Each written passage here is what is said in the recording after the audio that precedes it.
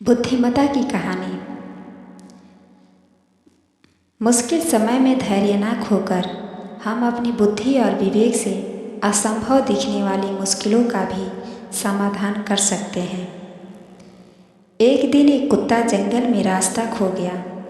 अभी वह रास्ता खोज ही रहा था कि उसने एक शेर को अपनी ओर आते देखा। कुत्ता सोचने लगा कि आज तो जान से हाथ धोना पड़ेगा, लेकिन फिर भी उसने हिम्मत नहीं हारी और एक युक्ति लगाई। कुत्ते को वहाँ पर कुछ सूखी हड्डियाँ पड़ी हुई मिली। जब शेर कुत्ते के एकदम समीप आ गया तो वह शेर की ओर पीठ करके बैठ गया और सूखी हुई हड्डी को चूसने लगा। कुत्ता ऊंची आवाज़ में बोलने लगा कि शेर को खाकर मज़ा आ गया, अगर एक और शेर खाने को मिल जाए तो मज़ा दोगुना हो जाए। यह सुनकर शेर अचरज में पड़ गया कि यह कुत्ता होकर शेर का शिकार करता है, यहाँ से तो भागने में ही भलाई है। ऐसा विचार कर शेर चुपके से वहाँ से चला गया। यह सारा प्रकरण वहाँ पेड़ पर बैठा बंदर देख रहा था। उसे यह देखकर मज़ा तो आ रहा था कि इस कुत्ते ने कैसे शेर को मूर्ख बनाया है, लेकिन उसके मन में खुराफात जागी कि शेर को जाकर सारी सच्चाई बता देता, जिससे मैं शेर का विश्वास पात्र बन जाऊंगा।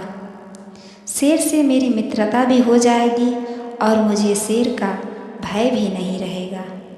बंदर जल्दी से शेर के पीछे भागा। कुत्ते ने बंदर को शेर के पीछे भागते देखा तो समझ गया कि कुछ तो गड़बड़ है। बंदर ने जाकर शेर को कुत्ते की सारी चालाकी बता दी कि कैसे उसने शेर को बेवकूफ़ बनाया है। इतना सुनते ही शेर क्रोधित हो गया तो कहने लगा कि अभी जाकर उस कुत्ते का काम तमाम करता हूँ।